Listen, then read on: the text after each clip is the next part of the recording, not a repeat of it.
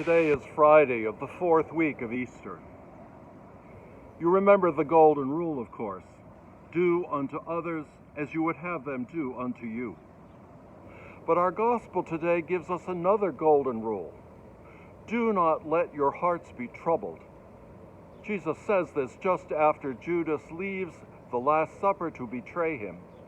So if Jesus can say this and feel this under these circumstances, then you and I can too. This is his great gift to us, freedom from fear and freedom for new life. How would your life be different if you converted your fear and worry into peace and joy? Very different indeed. And that is the invitation to realize that God has made a way, has the whole world in his hands, that God makes a way out of no way, that though we are in the valley of the shadow of death, yet he is with us, that we are responsible for the inputs, not the outputs. If you plant a garden in the spring, you naturally want vegetables later in the summer. You provide the inputs and receive the outputs. Life for us who are fortunate is analogous. I put good energy into my job, I see good results, and so can be content. But even for the fortunate, much less for the vast number of humanity, the line from input to output isn't nearly so straight, and as often as not is broken, and the outputs are lost.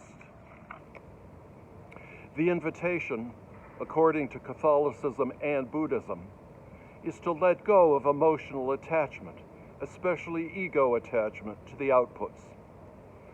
Holding on to outputs creates energy and fear. Letting go leaves space for the creative energies of other people, of divine synchronicity to propel the process forward. Letting go is a learned process involving great trust. Trust that Jesus is who he says he is. Trust that God will act. Trust that no matter what happens, the Spirit is always with us, even into and through death. This is salvation. Freedom from worry and fear, freedom for love and life, for ourselves and for others. If we worried less, we might sin less too.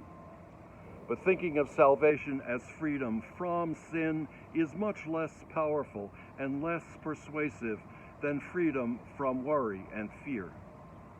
This is Reformed Catholicism. We are reformers if we engage this new way of thinking and share it with fellow Catholics. Together, we can reform the Church. This reformation is especially necessary now because a group of American bishops are attacking the president, the second Catholic president in our history, and a president who honors his religious faith, practices it publicly and privately, and models a life of faith and virtue for the nation. What really is the problem? It might seem naive to say, but especially in the pandemic, I have found nature in all its beauty to be an ever deeper source of consolation. The flowers and foliage of spring, bright in the sunlight, framed by the blue sky. This is divine inspiration for us to persevere in faith. Do not let your hearts be troubled. Have faith in me. My Spirit dwells always within you. Rejoice always. This is indeed good news.